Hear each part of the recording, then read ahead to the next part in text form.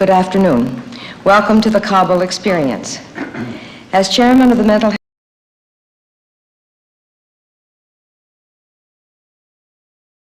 Health Committee, may I say on behalf of the entire committee how very glad we are that you have come to this presentation. I should like to thank the many people who have been instrumental in arranging this afternoon's program.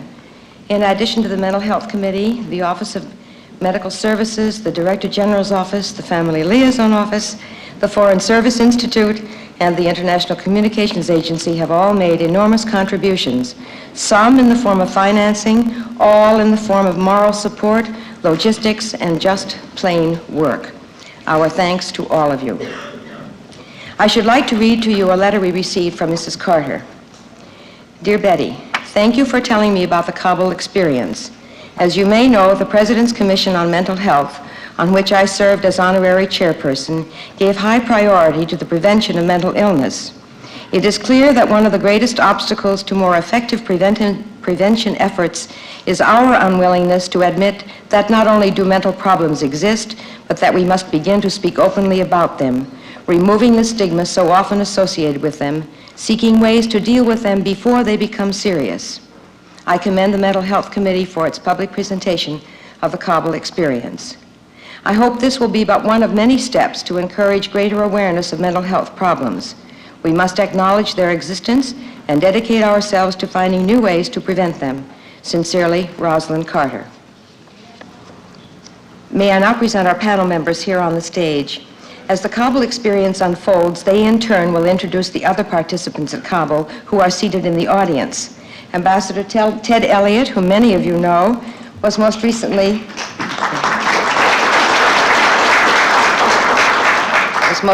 our ambassador in Kabul and was instrumental in getting the program going. Dr. Pettinga, regional medical officer for the area at the time. Dr. Westmess, the first mental health expert at Post. It gives me great pleasure to present a person we all admire not only for his tireless efforts in the field of diplomacy, but also for his interest in and concern for the people who work with him throughout the State Department, Secretary of State Cyrus Vance.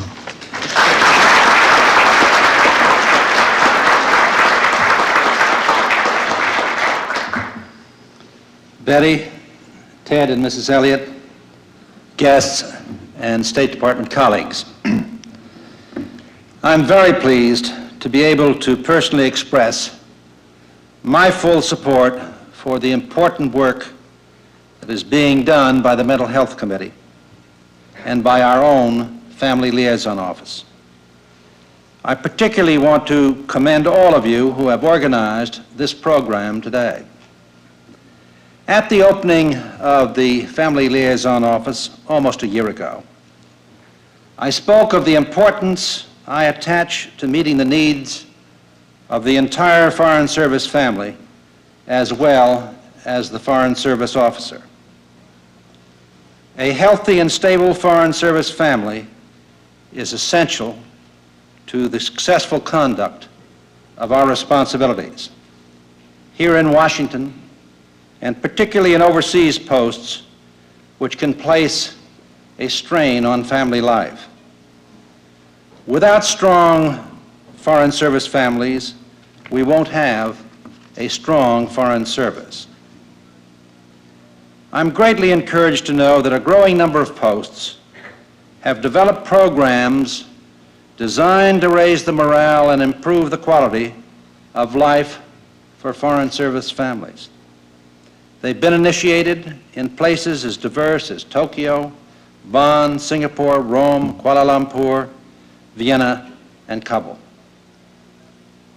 The Kabul experience about which you will learn today was a successful, innovative, and effective experiment in improving morale at one of our most challenging posts.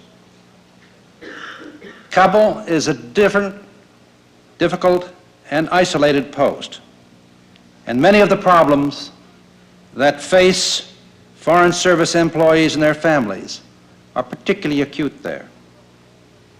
There was an abnormally high number of medical evacuations, suicides, and a serious teenage drug problem.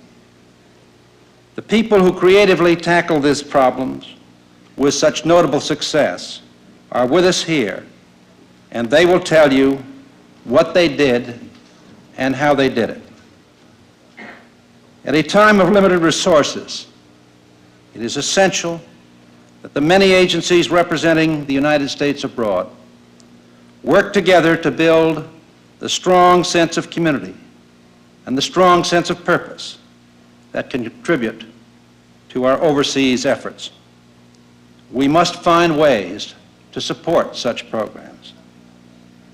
As you learn about the Kabul experience and discuss what we can learn from it, I want to underscore that your efforts have the full and enthusiastic support of Mrs. Vance and myself, and I shall do everything that I can to work with you to help in furthering this and similar programs. Thank you very much, Betty.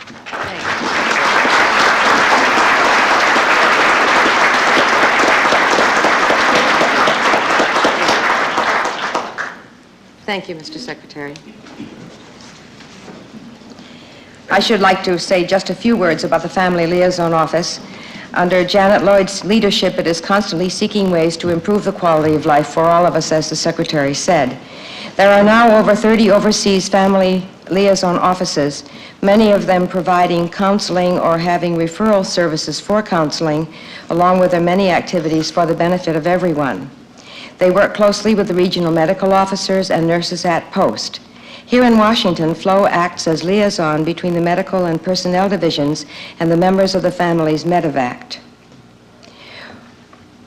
When the panel is finished, Dr. Haynes, Director of Mental Health Services in the Office of Medical Services, State Department, will give us an update on the Kabul regional program.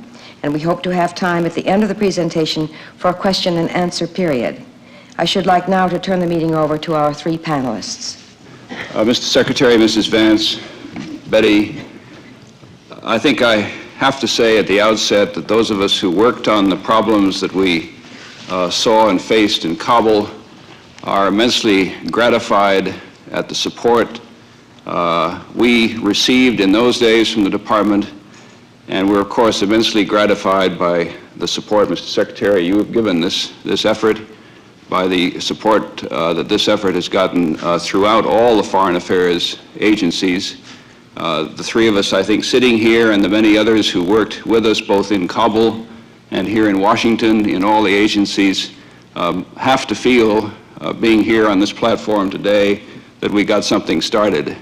And I think it's something extremely helpful, extremely useful, extremely important for the Foreign Service as a whole. And I'm not just talking about the State Department, I'm also talking about AID, ICA, the Peace Corps, the various defense agencies, and so forth.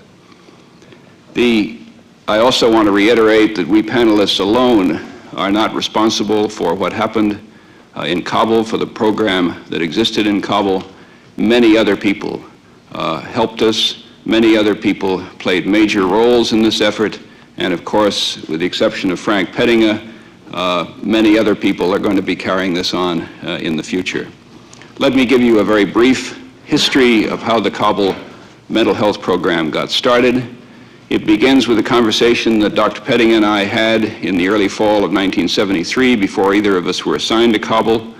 We met here in the office of the desk officer for Afghanistan, and we talked about some of the problems that we thought might be facing the American community, then about 600 strong, including men, women, and children in Afghanistan. We thought that this was going to be a difficult experience in many ways for us as leaders in a community, in a country which is very isolated geographically, and also a country where, for cultural and political reasons, the American community is to a very great extent isolated from the local community. The problems of isolation and claustrophobia impose special pressures on the American and the rest of the foreign community in Kabul. In addition, we were aware that there was a serious teenage drug problem. When we both arrived in the later part of the fall of 1973, we stayed in very close touch with each other. Frank Pettinga took the lead in getting a teen center started. We worked together to revise a drug abuse program for the community, which when we arrived was a punitive program. That is to say, anybody involved in drug abuse was, after a due number of warnings, to be expelled from the country. We found that this was not working. The children of senior officials of the mission, for some reason or other, weren't being sent home. The program needed to be altered, and we did alter it to emphasize that a drug abuse question, a drug abuse problem, should be addressed first and foremost in the family, in the community, and with the medical services that are available, and only as a last resort should one think about disciplinary action for the members of the family or for the employee involved.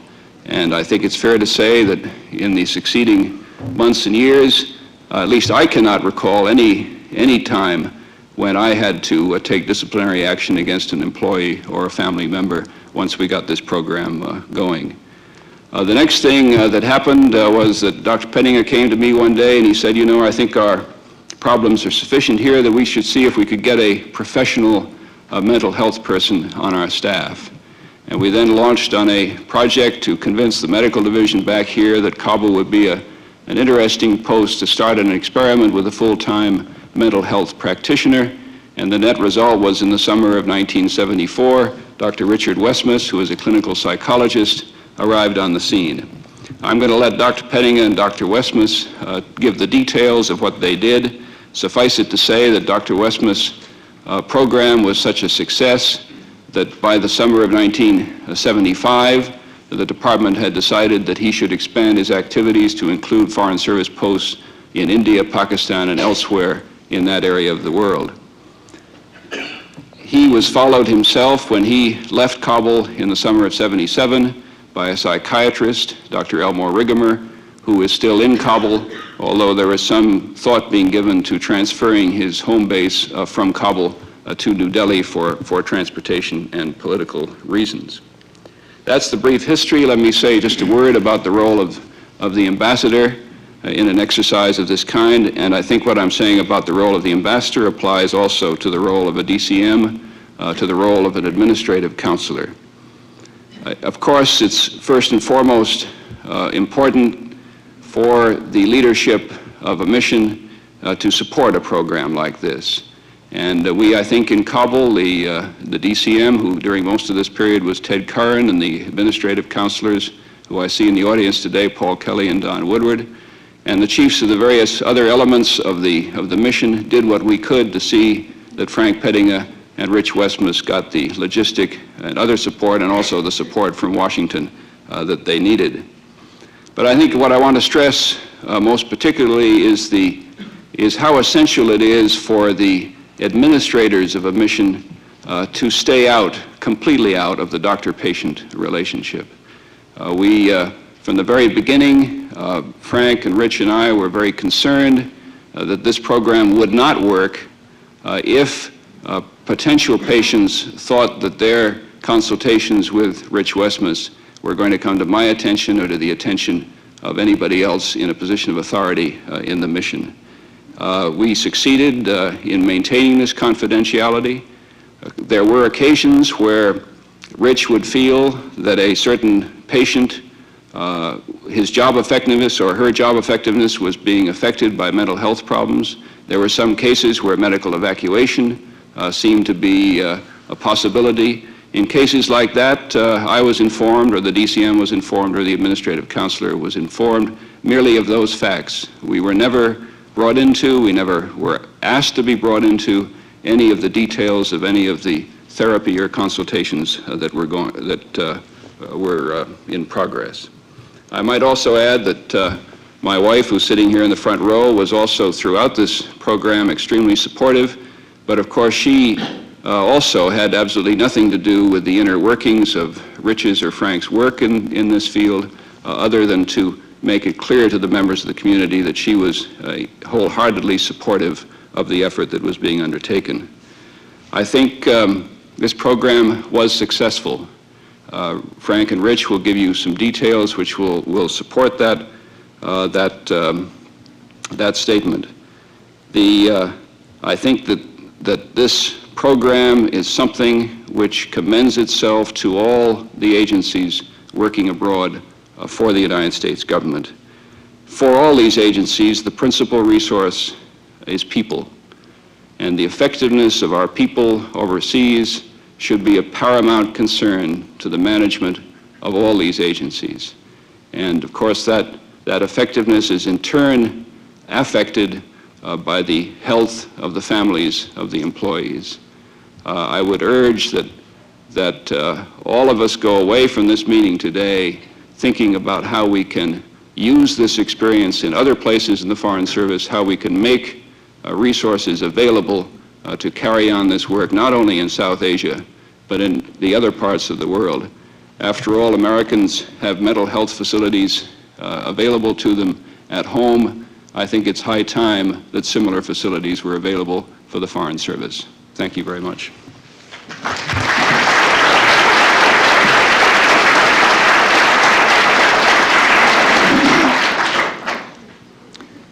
When people talk about the experience in Kabul, two questions come up so frequently. One is, do Foreign Service families really have more problems than most American families? And to that I would like to say an emphatic no. I was in practice in Michigan for many years before coming to the Foreign Service and dealt with families.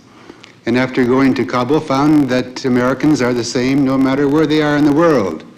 They did have some different stress situations that they were exposed to in Kabul that Ambassador Elliott was just speaking about.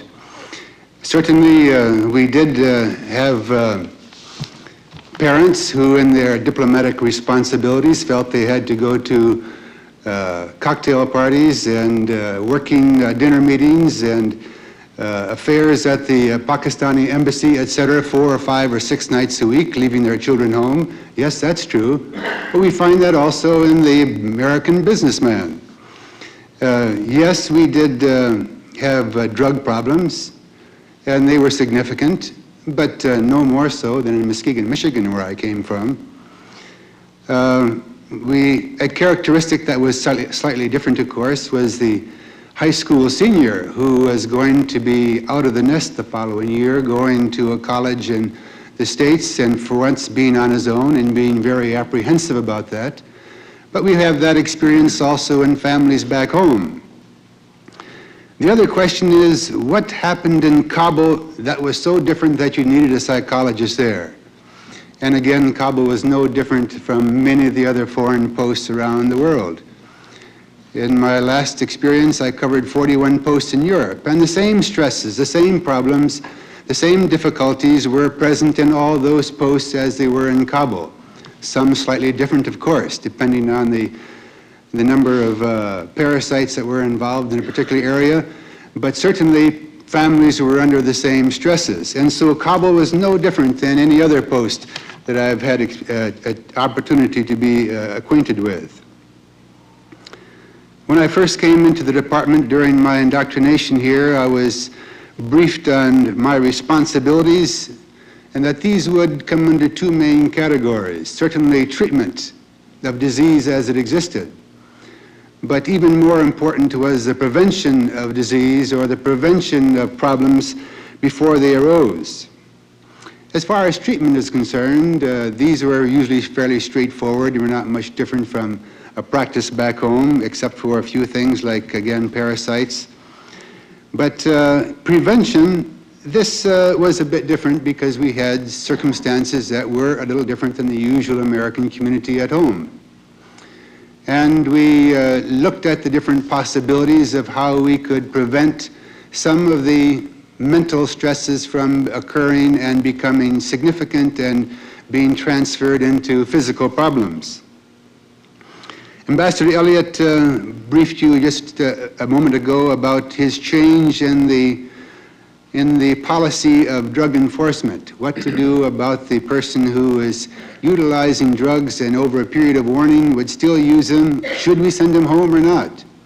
No, we decided not to, because all you're doing is transferring a problem to another community, and you're not doing that person any serious good usually not doing him any benefit.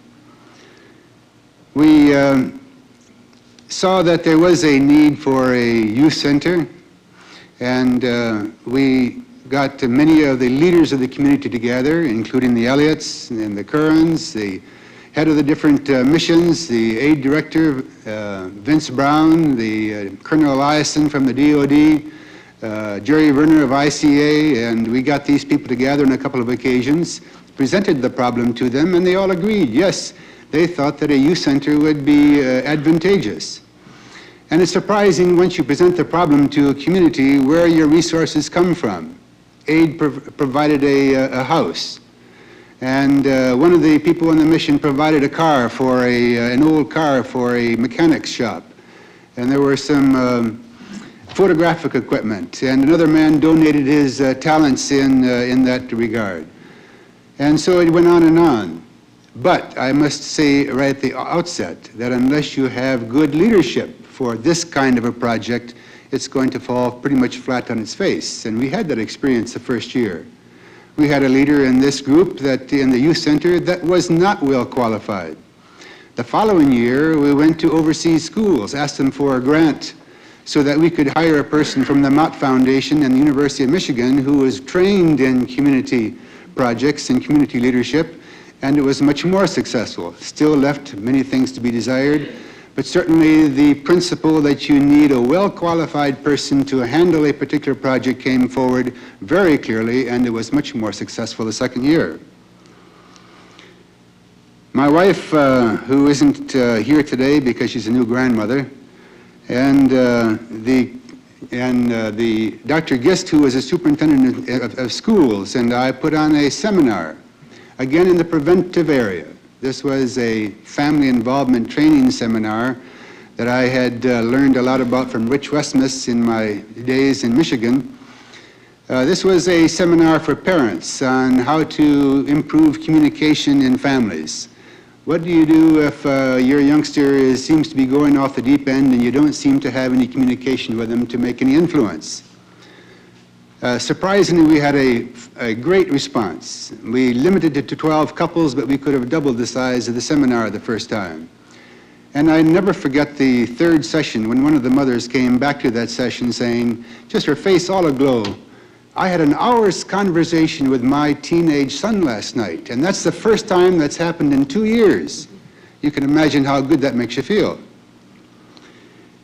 We also got meaningful jobs for students in the summertime, and the clue there is the meaningful job. If you make a job that that child does not feel is worthwhile and he's just putting in his time, it's not going to be a good experience. But through, again, Ambassador Elliott and the aid director primarily, we did find meaningful jobs for the students. Well, we were going through these projects, and once you find that you do present a listening ear and that you are available to listen to problems, suddenly problems come out of the woodwork. And because of these things that we had going, and because of the fact that people knew that they could come to the medical unit for any kind of problem, we suddenly were deluged with all kinds of problems from many different kinds of people. And to the point where we felt that we needed expert advice. I had taken a seminar with Rich Westmus a number of years before on this family involvement training, or similar to the parent effectiveness training that many of you know about. And we talked to the ambassador, and he agreed. We talked to the heads of the different agencies who were going to have to support our projects financially, and they all agreed that this would be a good idea.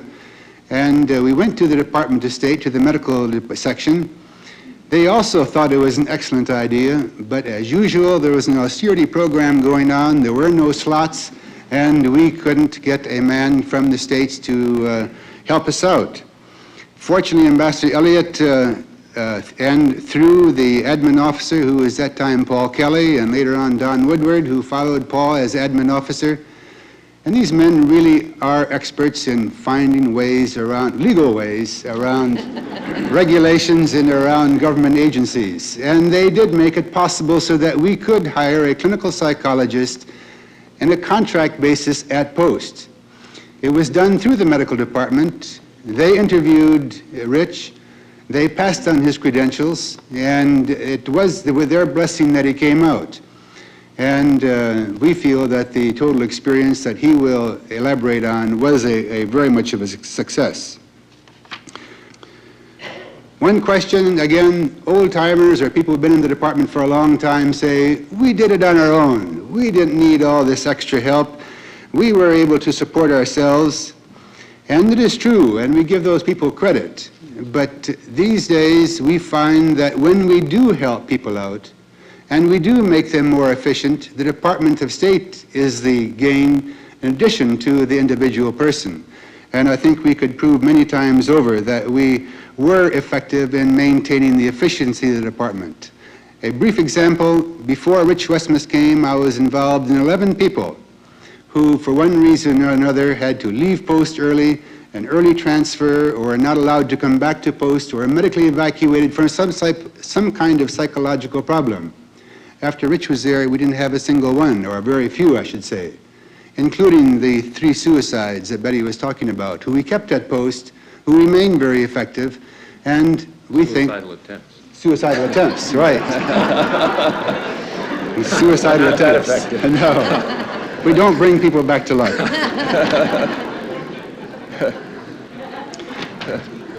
In summary, what are some of the factors that I see for a successful program? Number one, as I alluded to before, the mental health worker that you hire or find or arrange for has to be competent. If he is a poorly qualified person, the program will be a complete failure, and the whole idea of a mental health program will go down the drain. If you have a good man, it'll support itself. And so from this standpoint, I think any future program should have the approval of the medical department, should have the approval of the person who is going to go into the field. Second thing, you should certainly have the approval, backing, support by the whole community, from the ambassador on down, the DCM, the heads of all the departments, the school superintendent. If you have two-pronged programs who are in competition with each other, I think you'll have problems. In Kabul, it's fortunate we had a very willing group who were willing to work together. Number 3 was also alluded to, assurance that the mental health records will never become a part of the official record. The doctor-patient confidentiality must never be violated, and this is very important to be successful. And the third thing is to have an admin officer who knows the way around the ropes to allow it to be done. Thank you.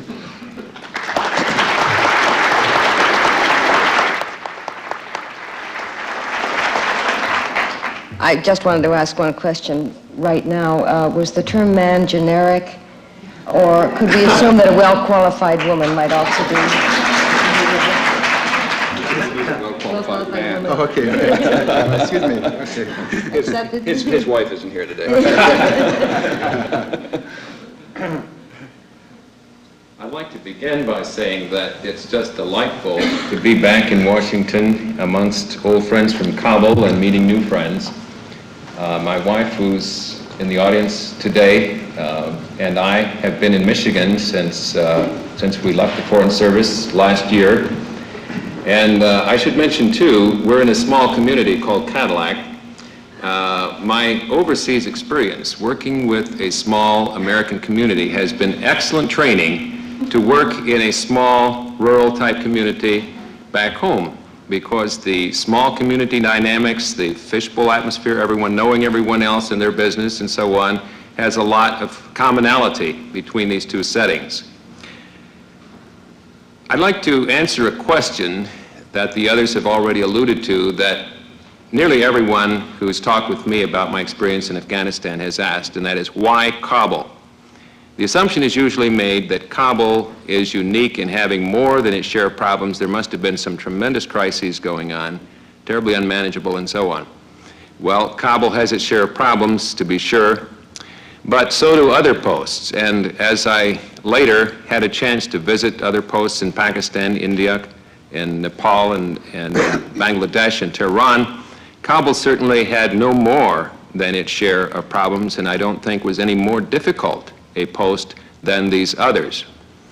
What Kabul did have, as you can now see very clearly, was a group of people such as Frank Pettinga and Ambassador Elliott and many others who recognized mental health problems when they saw them and were not so paranoid about admitting them that they saw the need to get some help.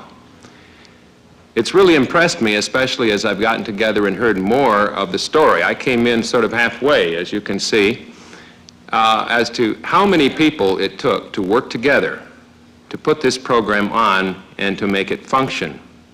And I came in at a stage where success was almost guaranteed, I felt, because there were so many good things that had already gone on to prepare the way for what I was to do.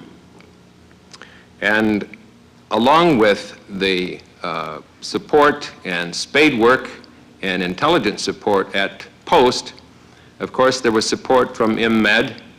And I had very little orientation, by the way, going overseas. Perhaps some of you were in that boat, too.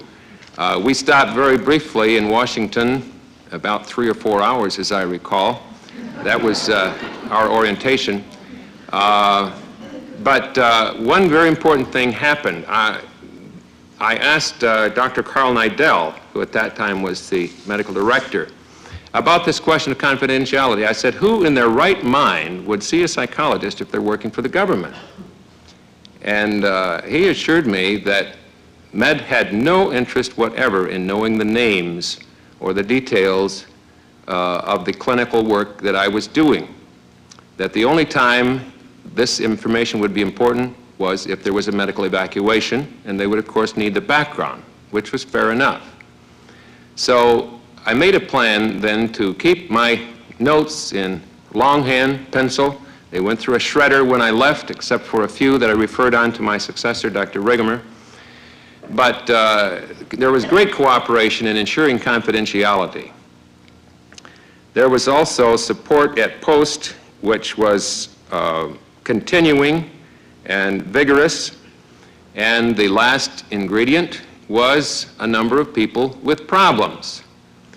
And you need that. A psychologist needs people with problems like a teacher needs students, you know. They go together. Well, there was no lack of this there, and I found no lack anywhere that I've gone. And this leads to the second question that people always ask of me, and that is, what kind of problems did you encounter with the people overseas? And I was asking myself that question too, with a little bit of anxiety. I wondered if my previous experience in clinical practice in Grand Rapids, Michigan, would be sufficient to handle the kinds of people and their problems that I saw overseas. To my relief, it was. I found that people are much the same, Americans anyway, wherever you find them, and that the kinds of problems I saw in my office in Kabul, Afghanistan, were not that different from the problems I saw in my office in Grand Rapids, Michigan. The most common problems were depression and anxiety and marital problems in roughly that order, or not much difference. Anyway, those three types of problems, I would say, would account for more than half of the clinical work that I did. And teenager, family relation problems would occupy another good chunk. And this is very typical of my practice right now. The first-year contract was, as was already said, a pilot program, and my job description involved direct clinical services of psychological assessment, psychological testing, and psychotherapy, individual, group, family, marital therapy. However, I found I did not do any group therapy overseas. The setting in a small community like that just did not lend itself to group therapy kind of activity. I did do a lot of individual and marital therapy and working with families in a therapeutic setting.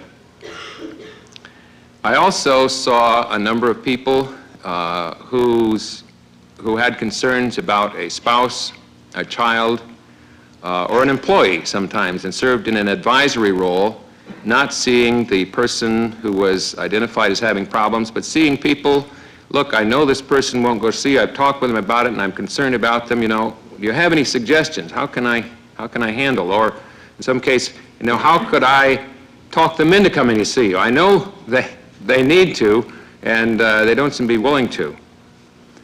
So a big part of my job, and I felt really the key part, perhaps, of my job was the clinical services area, because that is where the crucial events would occur of a person either working out the problem on the spot or having to be transferred out. And it occurred to me as we were putting together this program that we really were practicing something in the Kabul experience that has been learned a good many years ago in World War II, that it was much easier, much more efficient, and much more effective to treat the problems of the combat troops up near the combat zone and return them to action and effectiveness than to transfer them out, deal with them in a different setting with all the complications of failure, dealing with strangers, not understanding your original setting, and all of those kinds of things. And this experience in World War II led to programs in the other conflicts since that have been implemented for that many years. So we're not doing something that new, and it's not a great surprise that people were receptive and the program was effective by the measures that we used. Another part of my job, I should mention, is consultation with the American International School. Dr. John Gist, who was at that time superintendent of the school, was very supportive and very eager to have us involved. I worked in consultation with him and in regular weekly sessions with the school counselor. I did some training programs in communication skills and helping skills with the staff, and of course worked with students who were referred to me.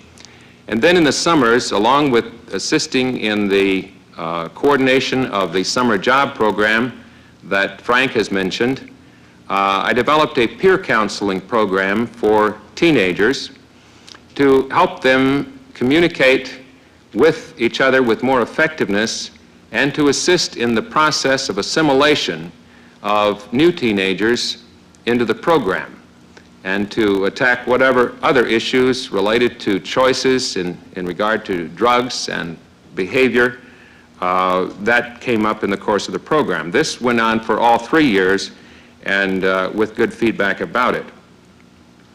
Then another part of my job was involving community education, prevention, and perhaps even a better term is mental health development. I like to think even a prevention term is a little bit negative. You know, you're worried about taking care of things that might go wrong. I like to think that all of us can develop to a higher level our mental health, our attitudes about ourselves, our effectiveness in communication, our effectiveness in caring about other people. And some of the efforts in this direction included the program that Frank mentioned, the family involvement training, basically a communication training program for parents, the peer counseling, which I've already mentioned, and a marriage enrichment program for couples whose marriages are basically good, but who, like all of ours, can have better marriages with a little attention, a little practice. Like Charlie Brown's Christmas tree, all it needs is a little love and it'll grow more. So that was another part, and finally, the fourth role was consultation with community organizations and community action programs such as the Youth Center and the Teen Job Program. I was not directly involved as an administrator in these programs, more as a resource person and a backup and support person to the program. That pretty well describes the first year of our stay.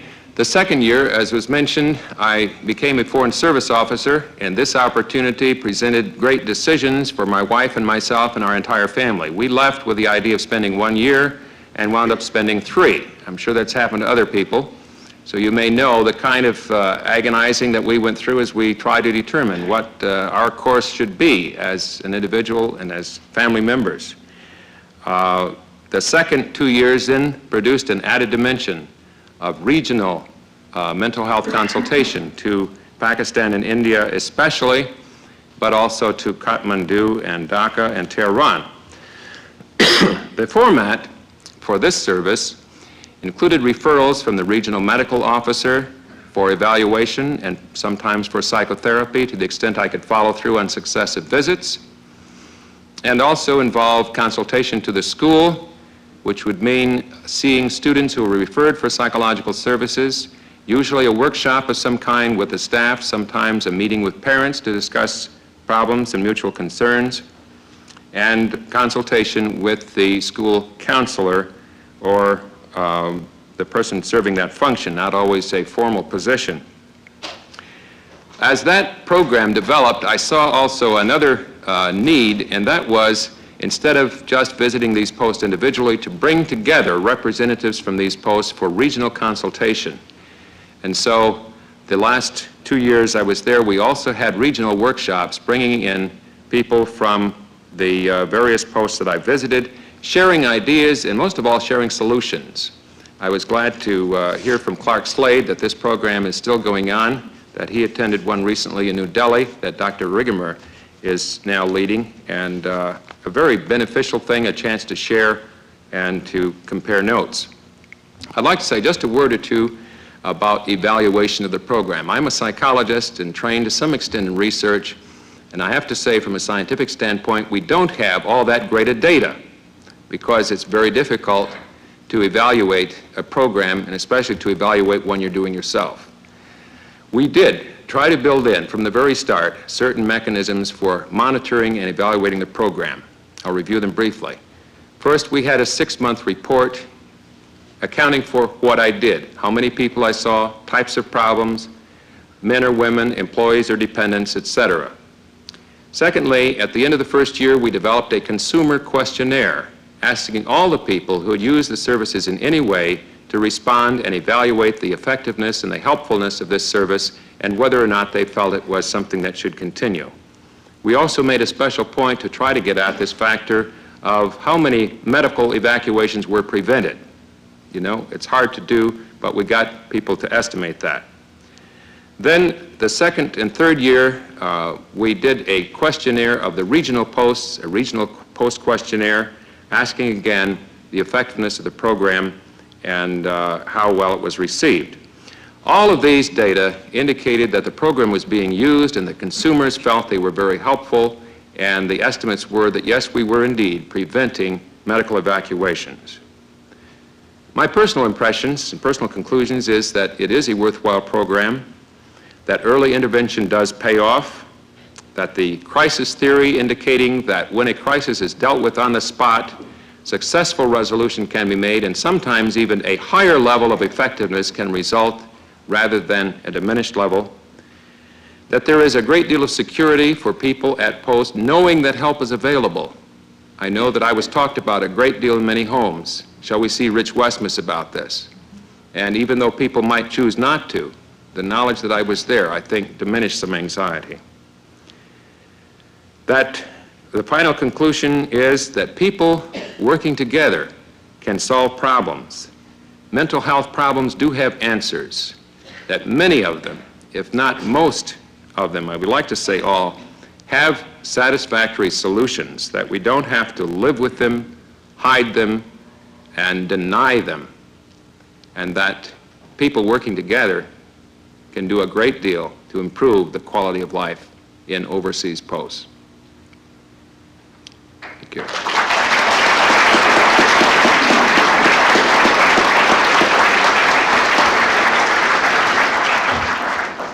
I've asked Dr. Haynes to speak as our last speaker, and then we'll have our question and answer period. Dr. Haynes. Thank you. What you've been treated to, of course, is really a casebook study, a special kind of casebook study in community action.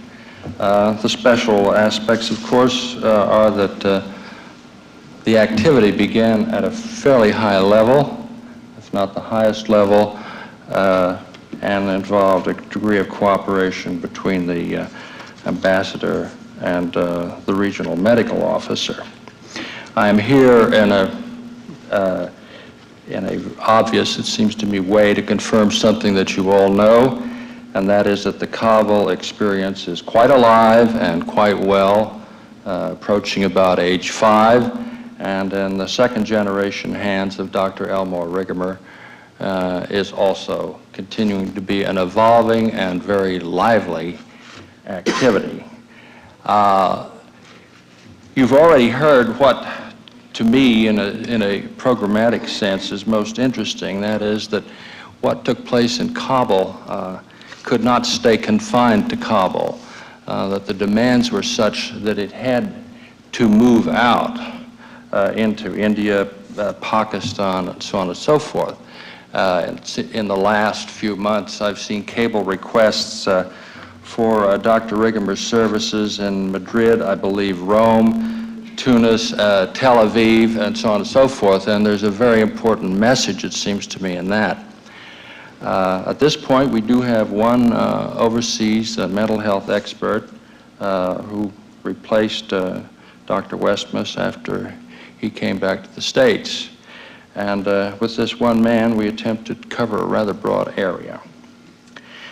Again, from our perspective, from Med's perspective, and certainly from the mental health perspective, we're very grateful to the Kabul experience because it turns out to be a demonstration project. There are obviously many, many areas throughout the world where something of this type is or could be quite applicable. So we are going to and have and will continue to take advantage of what became started in Kabul and which became regional in a very, very functional sense. I think it's already been mentioned that Dr. Rigamer, we plan, and this is ironic that we should try to take Dr. Rigamer or that position away from Kabul, but it's sensible from a programmatic point of view to put it in a more central place where there are more employees and dependents and youngsters, and in a place where transportation is available not only for people to come to the regional mental health expert, but for him to move out. On the basis of the experience in Kabul, and also on the basis of the experience we're acquiring from our support of the Social Development Center in Tehran, which is another long story, which I won't start, but we did propose, and we are ready to propose at any time, that teams be made available overseas, roughly, and I must emphasize this, roughly along geographic bureau lines, depending on how many teams we have or might get. And these teams would be composed of basically a psychiatrist, a clinical psychologist, and maybe at least one and maybe more psychiatric social workers. This team could support one another. They would not necessarily be based at the same post, but they would be in communication and could provide different functions. But we are currently in a highly competitive situation when it comes to obtaining positions. You're all very well aware of the cuts that are presently necessary. But I'm not entirely discouraged about this because I think there's multiple evidence already, and we can see it all around us, about departmental awareness and sensitivity to what I consider to be the human needs. I like to comment on Dr. Westmus's preference for the use of mental health development rather than a preventive program. I like the positive aspect of that, and I'd like to reaffirm it. I'd like to make a brief comment on what I think are some of the major things that accrue from a program in which there are mental health people in the field. That is, intervention can take place, early intervention, which is always crucial, with the possibility of treatment on the site. And now we can talk about such things as cost effectiveness, but I don't think that's the real issue. First off, it's my impression that of the, and I see most of them, I see them all if I'm here, but medical evacuations that come back, which have averaged up until this year approximately 40, and this year may actually run over 50 for the calendar year. But it's my impression that perhaps at least half of these evacuations are really unnecessary. They're unnecessary in that they could have been handled in the field, or they are necessary because we have to do the evaluation, you have to move the person here. Now, there's something that happens when you medically evacuate a person. I can't really tell you what it is, but it's not necessarily in the person's best interest unless it's necessary. By that I mean it's comparable to hospitalizing somebody unnecessarily if there was psychiatric hospitalization. It's something to be avoided if possible. So again, I think that what can take place in a program of this kind, again, I would stress the cost effectiveness is there when you think of what it costs to pull out a family and replace a family. It can run at least $50,000 to $100,000 in some instances. But I think the issue is really a humanistic one, and in that we are offering the best possible care for our own people and doing our best to see that that's accomplished. Thank you, Dr. Haynes.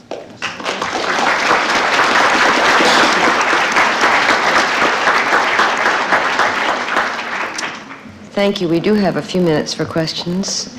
May I ask if anyone has a question, if you would just stand up so the camera can catch you? Yes.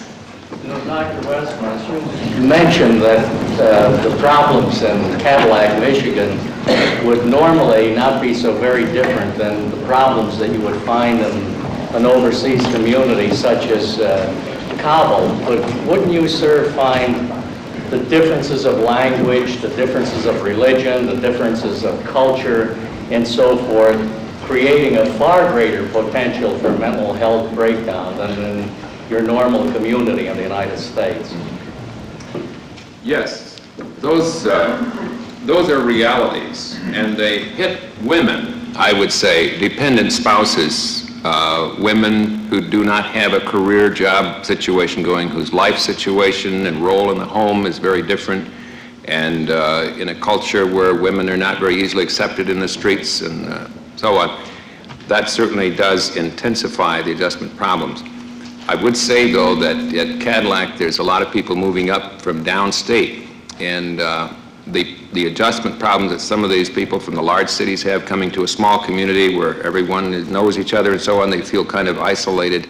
I see the same psychological reactions, even though the situation is very different. And it's the people and their reactions to the situations that I, as a psychologist, deal with. You can't always change the situation. Many times you can't. You can do something about how you handle it, how you react to it. We have time for one more question. Yes. You spoke of not being able to do group work in Kabul. Is that because of hierarchy in the department, or because of the fishbowl, or some other reason? It would be the fishbowl thing of those two more. People know each other, see each other socially as well as in group therapy. I found even in my seminars, people were probably more reluctant to disclose very much personal material as compared within the states. That is one difference that I did find. But on an individual basis, that didn't bother. I have a question of Ambassador Elliott. You mentioned the involvement of parents, I believe, in the planning stages. My question is, did you involve teenagers, and if you did, at what point in the planning process? I think I really should ask you, Frank, because you were the organizer of the Teen Center, and I think it was really Dr. Pettinga who referred to that, and you might want to say a little bit more about how you got the Teen Center started, because you, of course, did involve teenagers.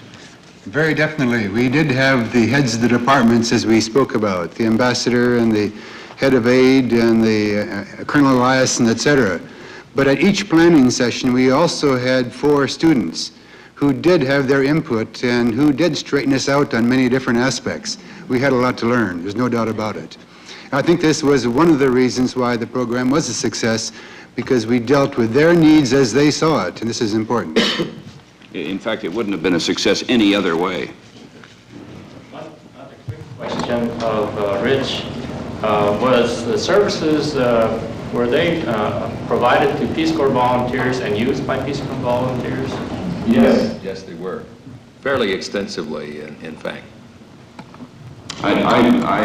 Rich, you know, you'll be able to judge this better than I, but I think Peace Corps volunteers had some special problems in a country like Afghanistan, which AID and state and ICA and so forth employees did not have. I don't know whether the proportion of Peace Corps volunteers was larger than their community, but they certainly, I think, found this a very supportive and useful facility.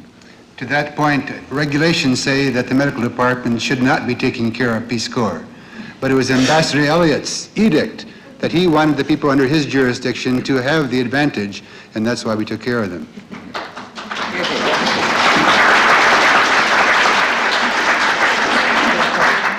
Have I another question? Yes. To what extent have other nations' diplomatic services expressed an interest in this or done something similar to this? And is there any liaison with other governments that might want to go into this mental health program such as you've done? Dr. Haynes?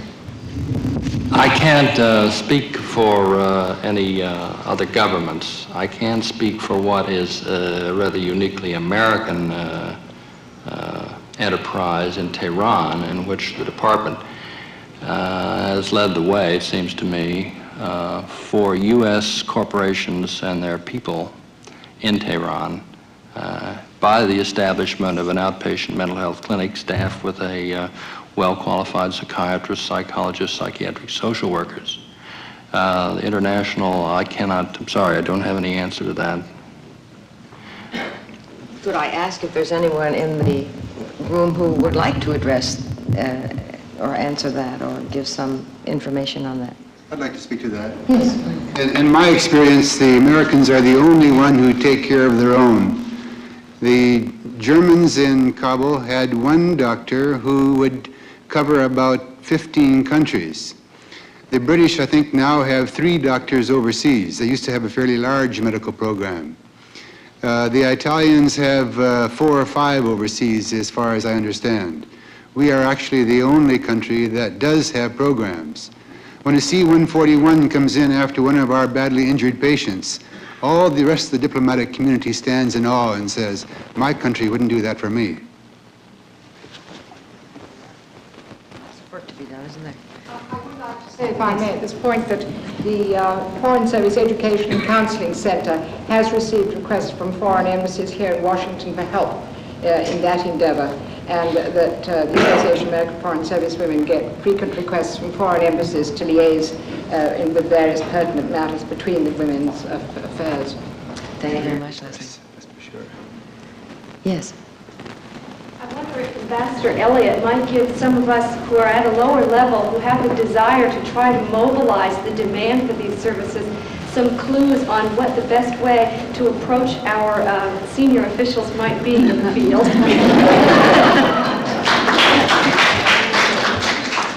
Go and knock on their doors. If you don't feel you can do it alone, for whatever reason, get a group together. Go and lay it out and discuss it with them. I would hope that all our ambassadors would be open enough to receive visitations of this kind. If they aren't, then you'll have to come back to Washington, come to the medical division, express a need for this kind of service to the medical division here in Washington. But I certainly, if you feel the need, I think you should express the need. And if Undersecretary Reed and the other people in charge of the department's resources here don't hear about these needs, he's going to feel that they may not exist to the extent you think they do. Thank you. I think that's a terribly good note to end on. Thank you all very, very much for coming. We really appreciated it, your participation and your listening, and let's all go out and fight the good fight. Thank you.